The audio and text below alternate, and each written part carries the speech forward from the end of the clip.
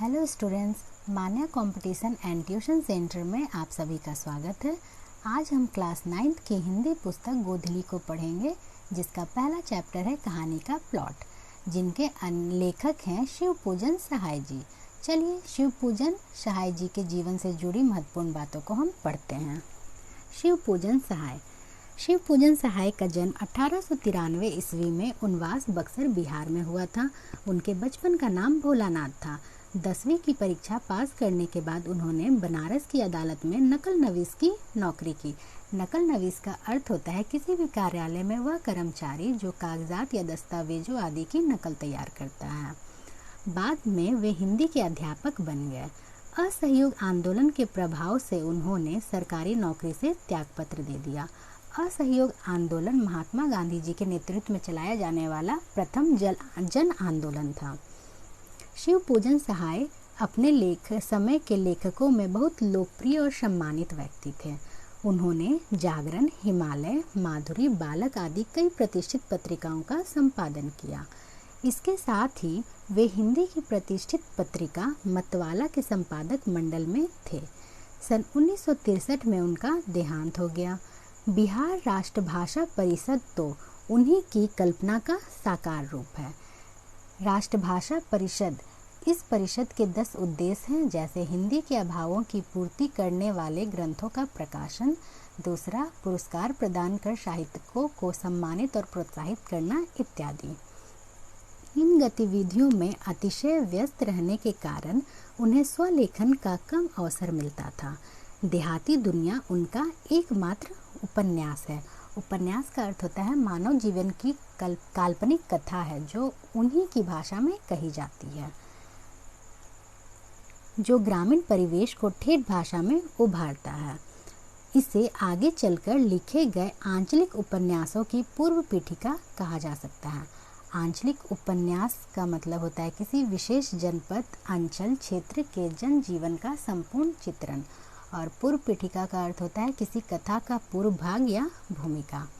कहानी का प्लॉट और मुंडमाल जैसी मार्मिक कहानियाँ लिखकर उन्होंने हिंदी कथा साहित्य की श्रीवृद्धि की।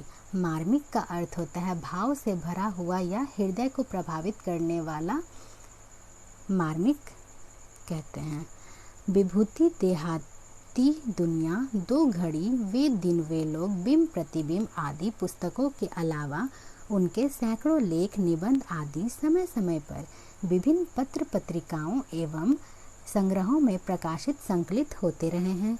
उनकी रचनाओं का संकलन शिवपूजन रचनावली नाम से 4 खंडों में बिहार राष्ट्रभाषा परिषद पटना द्वारा प्रकाशित है। इस घटना से कहानीकार ने समाज में नारी का स्थान निर्धारित करने के क्रम में तिलक दहेज की निर्मम प्रथा, वृद्ध विवाह आदि की विसंगतियों का मार्मिक दस्तावेज प्रस्तुत किया है। तिलक दहेज की क्रूरता की शिकार भगजोगनी एक वृद्ध के गले में बांध दी जाती है। तरुणाई प्राप्त करते करते वह विधवा हो जाती है और अपने सौतेले बेटे की पत्नी बनने का दुर्भाग्य स्वीकार करती है। यह नारी की नियति है, भाग्य है। चलिए हम कहानी स्टार्ट करते हैं। शीर्षक है कहानी का प्लॉट। मैं कहानी लेखक नहीं हूँ। कहानी लिखने योग्य प्रतिभा भी मुझ में नहीं है। कहानी लेखक की स्वभावता कला मर्मज्ञ होना चाहिए, और मैं साधारण कलाविद भी नहीं हूँ। कलाविद का अर्थ होता है कला का जानकार। किंतु कुशल कहानी लेखकों के लिए एक प्लॉट पा गया हूँ।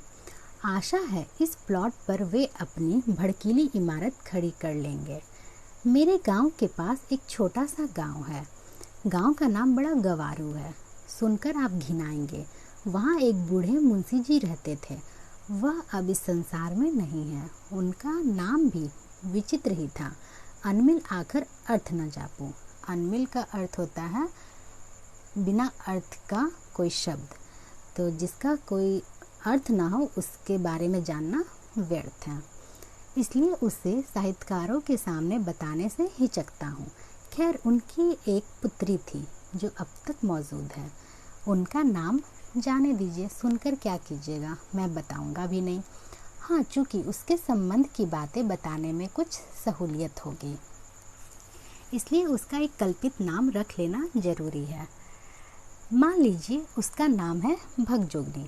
देहात की घटना है, इसलिए देहाती नाम ही अच्छा होगा। खैर बढ़िए।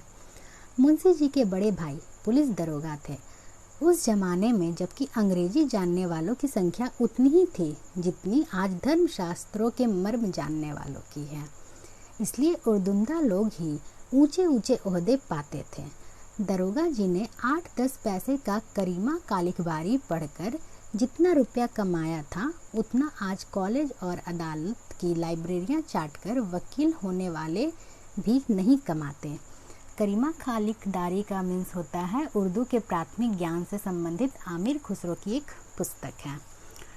लेकिन दरोगा जी ने कुछ कमाया अपनी ज़िंदगी में ही, जो कुछ कमाया अपनी ज़िंदगी में ही फूंक ताप डाला। उनके मरने के बाद सिर्फ उनकी एक घोड़ी बची थी, जो थी तो महज 7 रुपए की, मगर कान काटती थी तुर्की घोड़ों की। कहने का अर्थ है कि तुर्की घोड़ों से भी बहुत अच्छी थी। कमबख्त बारूद की पुड़िया थी। बड़े बड़े अंग्रेज अफसर उस पर दांत गड़ाए रह गए, मीन्स उससे नज़र गड़ाए थे कि वो मुझे मिल जाए, मगर दरोगा जी ने सबको नींबुआ नोन चटा दिया। इसका अर्थ होता है कि किन्हीं को नहीं दिया, परास्त कर दिया। इसी घोड़ी की बदौलत उनकी तरक्की रुकी रह गई, लेकिन आखिरी दम तक वे अफसरों के घपले में ना आए। हर तरह से काबिल, मेहनती, ईमानदार, चालाक, दिलेर और मुस्तैद आदमी होते हुए भी वे दरोगा के दरोगा ही रह गए, सिर्फ घोड़ी की मोहब्बत से। किंतु घोड़ी ने भी उनकी इस मोहब्बत का अच्छा नतीजा दिखाया। उनके मरने के बाद खूब धूमधाम से उनका श्राद्ध करा दिया। अगर कहीं घोड़ी को भी बेच खाए होते तो उनके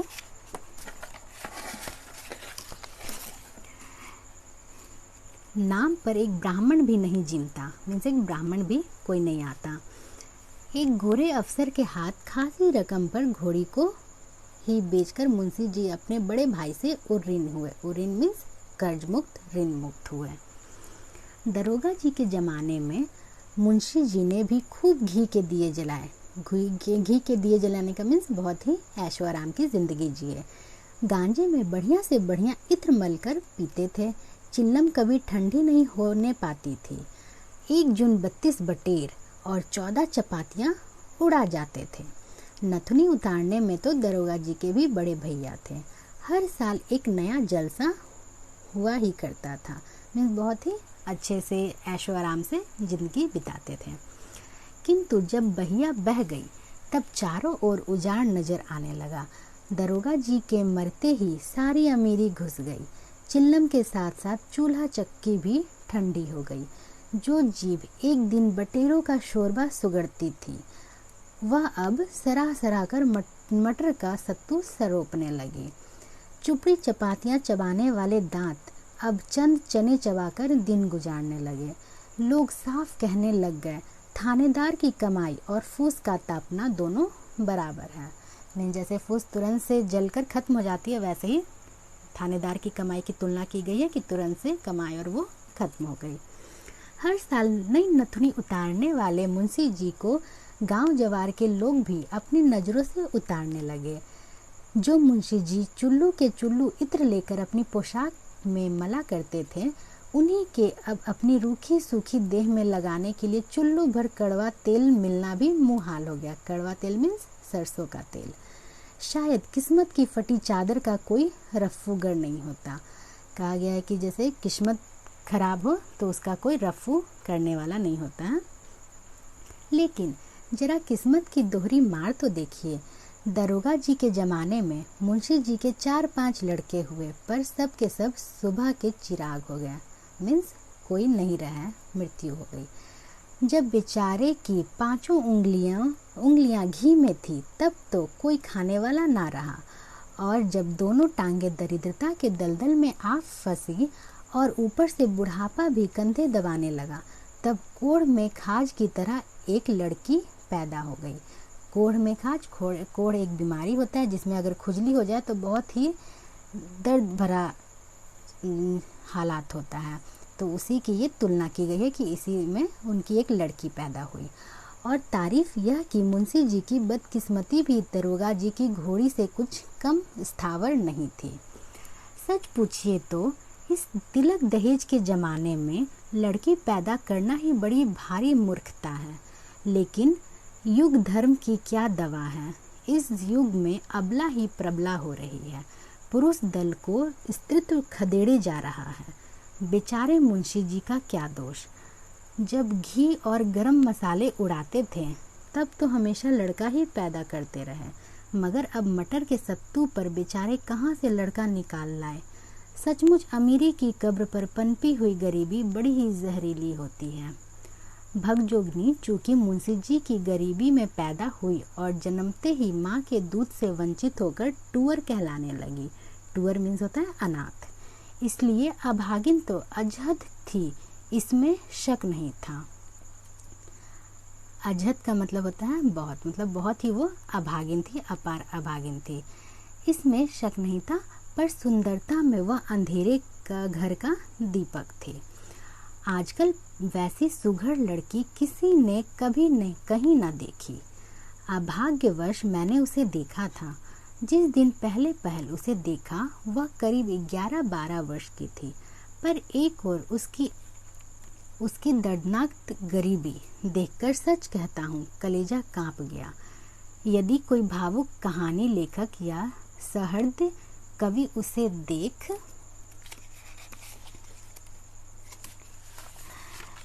लेता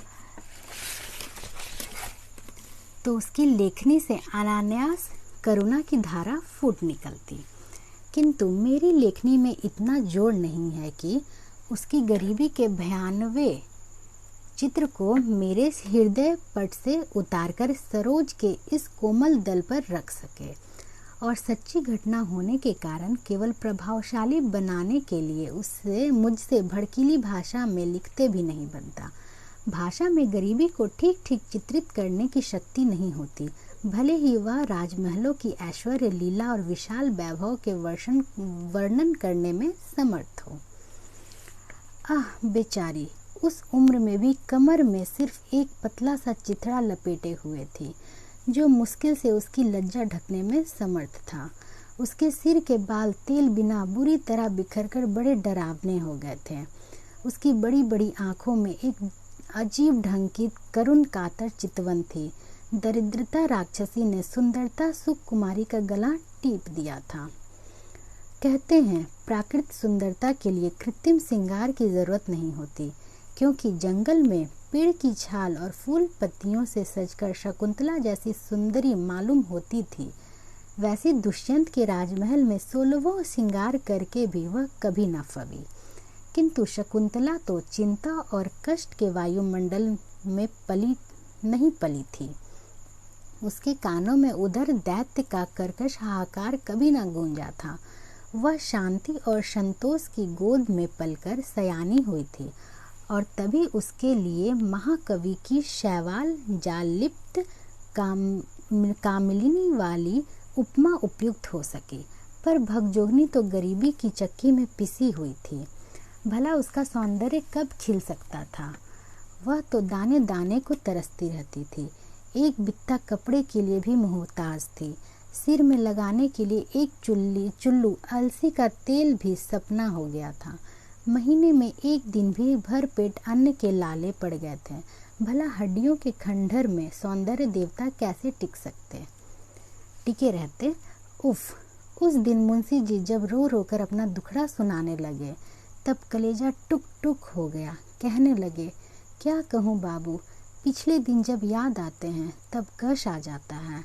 यह गरीबी की तीखी मार इस लड़की की वजह से और भी अखरती है। देखिए इसके सिर के बाल कैसे शुष्क और गोरख धंधारी हो रहे हैं। घर में इसकी माँ होती तो कम से कम इसका सिर तो जुओं का अड्डा ना होता। मेरी आँखों की जोत तो अब ऐसी मंद पड़ गई है कि जुएं सूझती नहीं, और तेल तो एक बूंद भी मैसर नहीं। अगर अपने घर में तेल होता तो दूसरे के घर जाकर भी कंघी चोटी करा लेती। सिर पर चिड़ियों का घोंसला तो ना बनता। आप तो जानते हैं यह छोटा सा गांव है। कभी साल छमासे में किसी के घर बच्चा पैदा होता है तो इसके रूखे सूखे बालों के नसीब जागते हैं। गांव के लड़के अपने अपने घर भर पेट खाकर जो झोलियों में चबेना लेकर खाते हुए घर से निकलते हैं। चबेना में भुना हुआ चना। तो यह उनकी बाट जोहती रहती है, उनके पीछे पीछे लगी फिरती है। तो भी मुश्किल से दिन में 1-2 मुट्ठी चबेना मिल पाता है। खाने पीने के समय किसी के घर पहुंच जाती तो इसकी ढीठ लग जाने के भय से घरवालियां दुराने लगती हैं। कहाँ तक अपनी मुसीबतों का बयान करूं भाई साहब। किसी की दी हुई मुट्ठी भर भीख लेने के लिए इसके तन पर फटा आंचल भी तो नहीं है। इसकी छोटी अंजलियों में ही जो कुछ अट जाता है उसी से किसी तरह पेट की जलन बुझा लेती है। कभी कभी एकाध फाका चबेना मेरे लिए भी लेती आती है। उस समय हृदय तो 2 टुक हो जाता है। किसी दिन भर घर घर घूमकर जब शाम को मेरे पास आकर धीमी आवाज़ से कहती है कि बाबूजी भूख लगी है, कुछ हो तो खाने को दो, उस वक्त आपसे ईमानन कहता हूँ जी चाहता है कि गल फांसी लगाकर मर जाऊं या किसी कुएं या तालाब में डूब मरूं।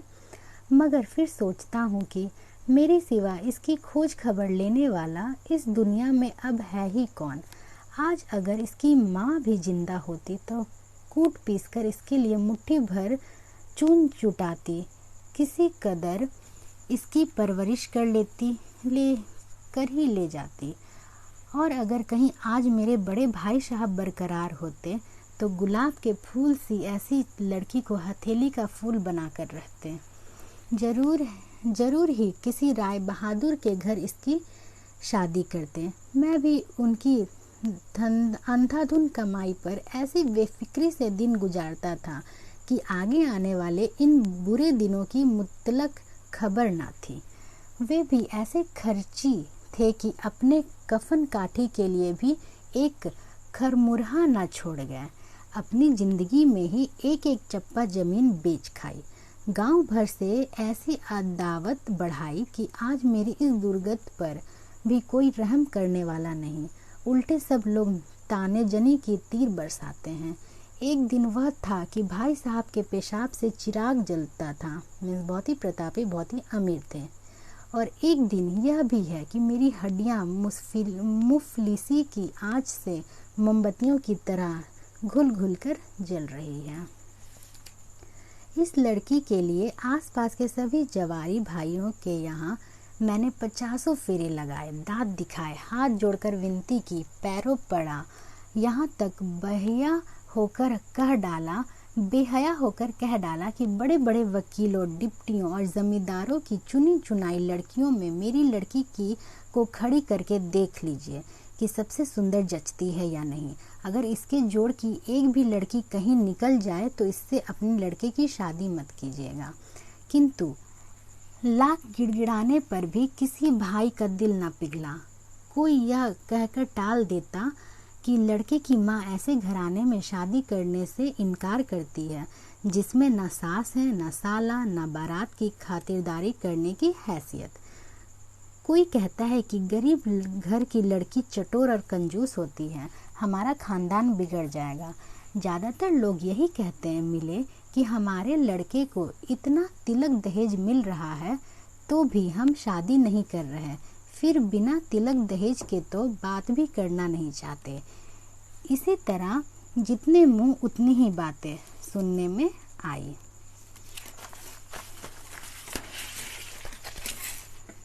महज मामूली हैसियत वालों को भी 500 और 1000 तिलक दहेज फरमाते देखकर जी कुढ़ जाता है, गुस्सा चढ़ जाता है।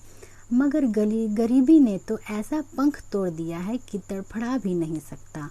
सारे हिंदू समाज के कायदे भी अजीब ढंग के हैं। जो लोग मोल भाव करके लड़के की बिक्री करते हैं वे भले आदमी समझे जाते हैं, और कोई गरीब बेचारा उसी तरह मोल भाव करके लड़की को बेचता है तो वह कमीना कहा जाता है। मैं अगर आज इसे बेचना चाहता तो इतनी काफ़ी रकम ऐड सकता था कि कम से कम मेरी ज़िंदगी तो ज़रूर ही आराम से कट जाती। लेकिन जीते जी हरगिज़ एक मक्खी भी ना लूँगा, चाहे या कंवारी रहे या सयानी होकर मेरा नाम हंसाए। देखिए ना, सयानी तो करीब करीब हो ही गई है, सिर्फ पेट की मार से उकसने नहीं पाती, बढ़ती रुकी हुई है। अगर किसी खुशहाल घर में होती तो अब तक फूटकर सयानी हो जाती। बदन भरने से ही खूबसूरती पर भी रोगन चढ़ता है और बेटी की बाट बेटे से जल्दी होती भी है।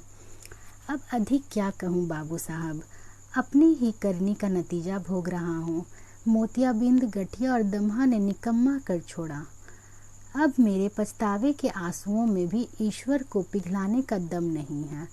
अगर सच पूछिए तो इस वक्त सिर्फ एक ही उम्मीद पर जान अटकी हुई है। एक साहब ने बहुत कुछ कहने सुनने से इसके साथ शादी करने का वादा किया है। देखना है कि गांव के खोटे लोग उन्हें भी भड़काते हैं या मेरी झांझरी नैया को पार लगा देते हैं। लड़के की उम्र कुछ कड़ी जरूर है, 41-42 साल की, मगर अब इसके सिवा कोई चारा भी तो नहीं है। छाती पर पत्थर रखकर अपनी इस राजकोकिला को इसके बाद मुंशी जी का गला रुंध गया। बहुत बिखल कर रो उठे और भगजोगनी को गोद में बैठाकर फूट फूट कर रोने लग गए। अनेक प्रयत्न करके भी मैं इसके किसी प्रकार उनको आश्वासन न दे सका।